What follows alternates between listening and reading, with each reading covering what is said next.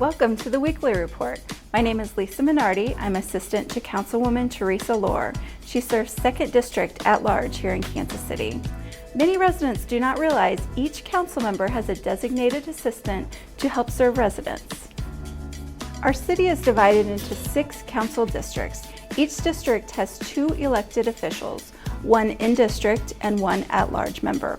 The in-district member is elected by residents within that district, and the at-large representative is elected by all city residents. If you have any questions or concerns, you can contact your in-district representative or any of the at-large members. Here's a fun fact. Did you know Mayor Lucas serves as the 13th council member in council legislative meetings? His vote carries the same weight as the other 12 members. He does, however, have veto power. To keep residents informed, we send email newsletters and other information to residents. We share city news releases, provide information on city programs and district meetings through these emails. You can select what information you would like to receive at kcmo.gov/subscribe. You can also follow council members on social media. Go to kcmo.gov/social to learn more. Channel 2 is our city's TV station where you can watch city council meetings as well as other programs and events that take place throughout the city. The city's YouTube channel is also available at youtube.com/kcmocco. Channel 2 is also streamed live, and many other feature videos are available there on demand. Thanks for watching the Weekly Report. My name is Lisa Minardi, Council Aide here in the City Council office. Stay tuned for a report from this week's Green Fair. Hi, I'm Mike Severo with Channel 2, and welcome to Green Fair 2019. The Green Fair is an interactive way the public can learn more about green programs in Kansas City. There are plenty of vendors, green programs you could take advantage of, and so much more. I am here with Beth Brittenstein from City Planning and Development, and she's going to explain to us today what Green Fair is, what it's about, and what's happening today. Thanks, that's right. It's the KC Green Fair. This year's theme is It Is Easy Being Green. So we have different vendors out here just showing folks how easy it is, and it's not super expensive to be more green in your lives, and just showing off different ways folks can be green. Okay. I'm seeing people with green shopping bags. What's that all about? Yeah, so we have different prizes that folks could register. So if you go around to different tables, you get a stamp, and then you get so many stamps, and you're registered to win one of our prizes that are all a surprise. I can't reveal anything. Excellent. I see food trucks. I see vegan options. Yeah, we have vendors that show you different ways in your home that you could be more energy efficient. We have vendors here to show you how easy it is to get around the city in a green way. So we have Ride KC out here as well as Ride KC Bike showing off their scooters and e-bikes. Even got the city manager on one of our scooters earlier. So we're having a really good time out here, and lots of great food to eat, and just a beautiful day to learn about being more green. Well, that's it for KC Green Fair 2019. I'm Mike Severo, and I'm going to go check out some of these food trucks. Keep it green.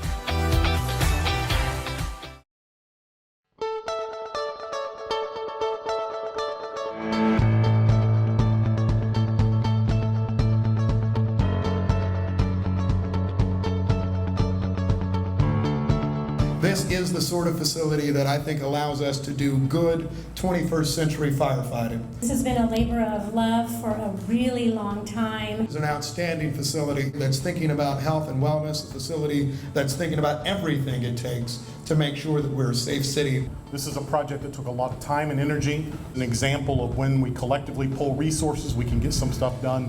The people who are going to live here, this is your home, and I hope that you enjoy it. I hope you believe that it's a good place for you to be. 3, 2, and 1.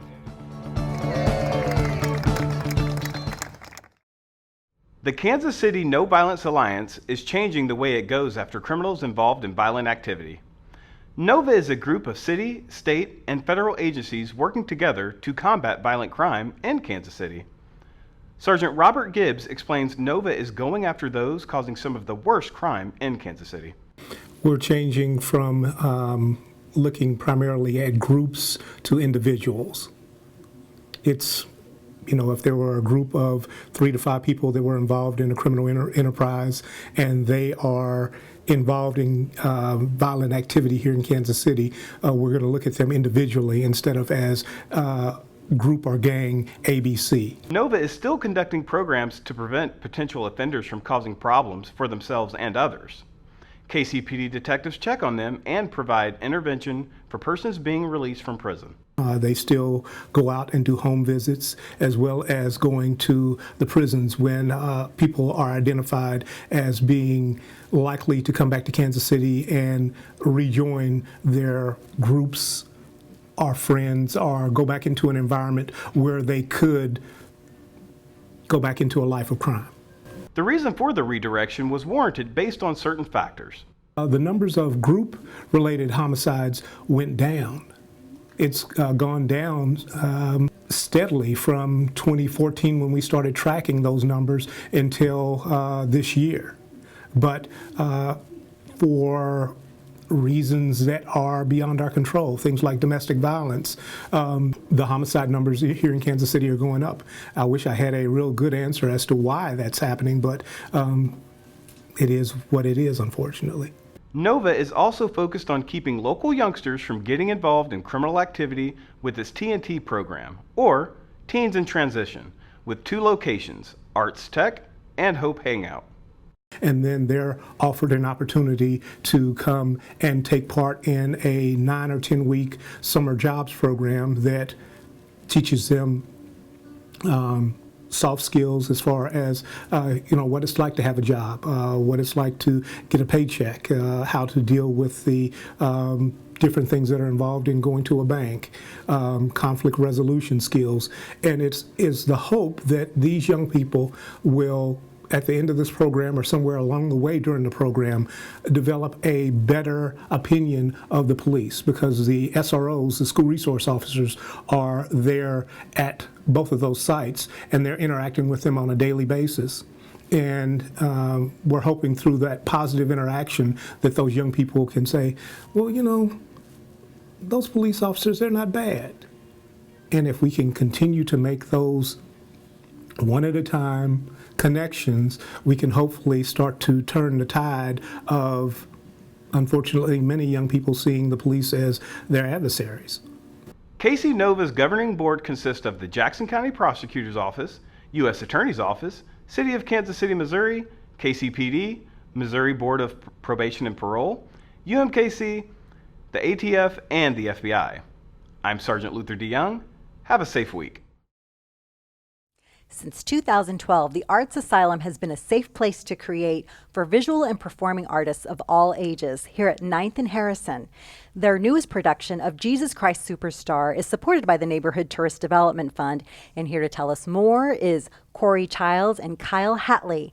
Corey and Kyle, thanks for having us in your home. Hello, welcome. We're glad to have you here. Now, you've only been around since 2012, but so much has happened in a relatively short period of time. Can you talk to us about the founding and what all happens here? Yeah, it's amazing. So we opened the nonprofit in June of 2012, and since then we have had the amazing opportunity to house 26 different individual artists in the space. We are also home to 3 or 4 different production companies, the Barn Players, Sharp Women, and as well as This Happy Breed, which is our first co-production with Jesus Christ Superstar.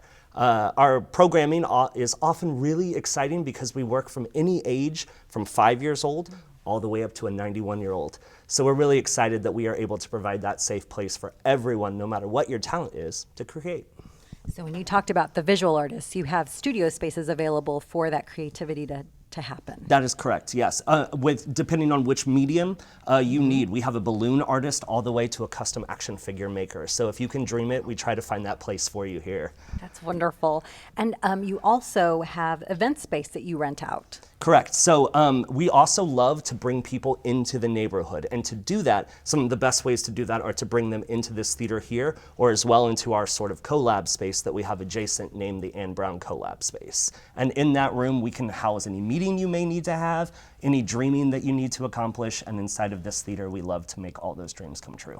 And you've had recent renovations as well. So can you talk about what that meant for you as an organization? Absolutely. So the 2 big renovations that we have are things that I cannot be more excited about. We first started here in the theater in February of 2017, where we did a full renovation. Before that, it was just a black box. You came in, the walls were black, there were still probably a few pews left in the room from whenever it was originally a church.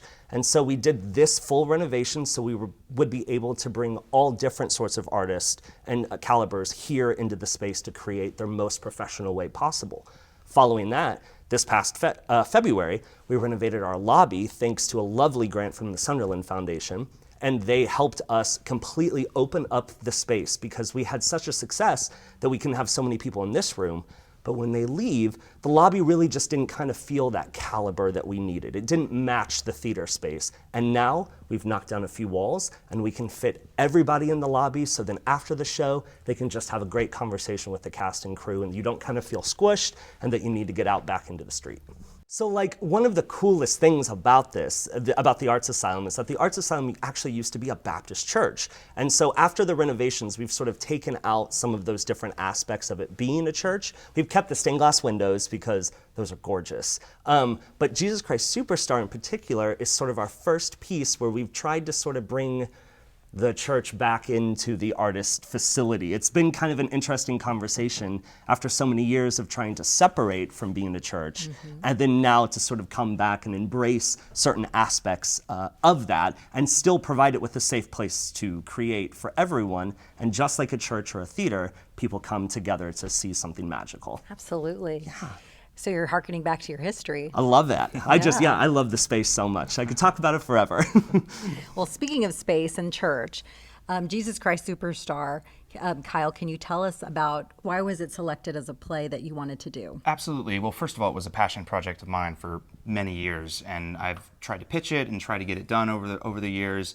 But it's a complicated, very difficult show sometimes to produce, so it wasn't always in line with missions of other theaters or the budgets. So one day I got a call from Corey and Courtney asking if I would be interested in directing Jesus Christ Superstar. And that came about because one of the actors in the show, Justin Van Pelt, who is a highly recognized local actor that lives in New York City, but he is also known as a Kansas City actor, did a show in 2017 with the Arts Asylum called Hedwig and the Angry Inch. And after that show's completion, Corey and Courtney wanted to do something with him again and asked him what would be a passion project for him. And he said Jesus Christ Superstar.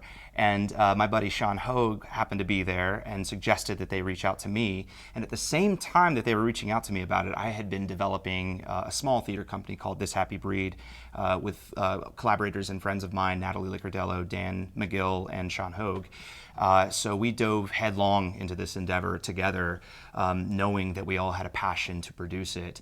And there's something prescient about it for today's time, though it does have a sort of a Christian list of characters. There is something in it inherently for everyone. And the way we're going about this is to take a look at how we hurt each other, but also how we save each other, not just through divinity, but mostly through our humanity. And that's sort of the core focus and mission of this production and what has been driving us for almost 2 years since we talked about it. Wow, that's a long time, and it runs through October 12th. And if, I'm sure everyone is going to be excited to see it and to get tickets. Where's the best place to find information about Jesus Christ Superstar, but also the Arts Asylum? Absolutely. I would visit the artsasylum.org/JCSKC. Great. Well, thank you both for taking time to talk to us about what's happening here under one roof. And we look forward to Jesus Christ Superstar. Thank you so much for being here, and come back and see the show soon. Absolutely. Thank you. Thank you. The Neighborhood Tourist Development Fund supports local nonprofits that bring cultural, social, educational, and recreational activities to our area.